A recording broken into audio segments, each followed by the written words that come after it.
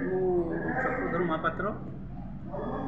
श्री जगन्नाथ संस्कृति संकीर्तन सेवा विकास परिषद संगठन संपादक। आज्ञा प्रतिवर्ष भाई चलित वर्ष संकीर्तन जो आसुची चंदन यात्रा भौंरी की तो चलित वर्ष भी भौंरी की आसुचंती तो आज गोटे निरा जिनस देखा मिलला गजपति महाराज निजे थिले संकीर्तन मानक से निजर उद्बोधन में बहुत उत्साहित करते किंतु विभिन्न समस्या देखा मिलूँ जो भक्त मैंने आसुचंती तो से ठीक रही पारना राति की रही जावाई इच्छा कले भी पारे तो आज कौन कौन आलोचना कला विस्तृत आलोचना देखो प्रत्येक वर्ष आम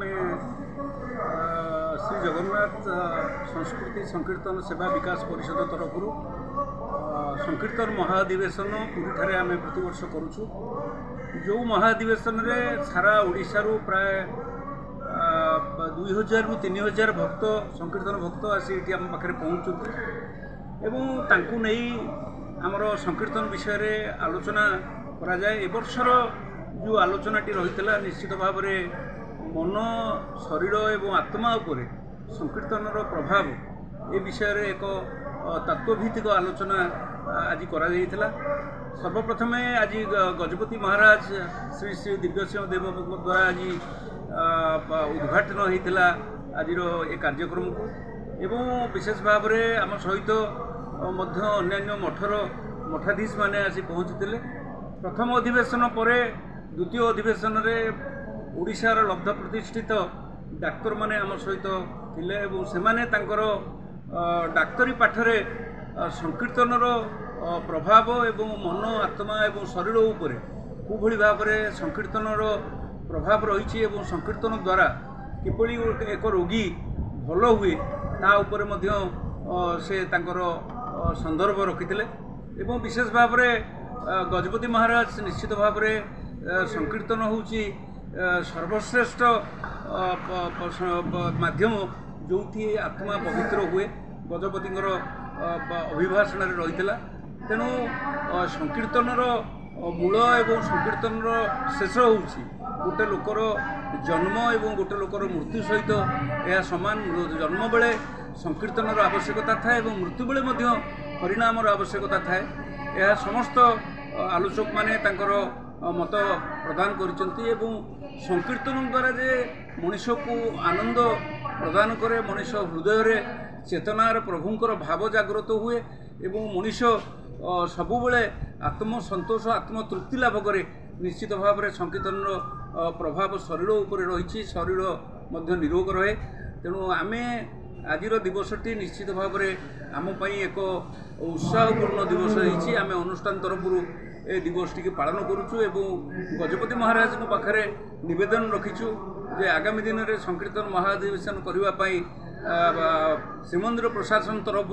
किभली भाव में साहाय्य और सहयोग आमको जोगई दि जाव गजपति महादेव देह से बाबद आमको प्रतिश्रुति देइचंती से डॉक्टर जटाधारी मिश्रा मु श्री जगन्नाथ संस्कृति संकीर्तन सेवा विकास परिषद राज्य संपादक अच्छे। आज्ञा प्रति वर्ष भाई चलित वर्ष भौरी यात्रा संकीर्तन मंडली आसचंती महाप्रभु भौरी करने को एसत आज गजपति महाराज भी अतिथि थे कौन कहे टोटाल विस्तृत बरणी रख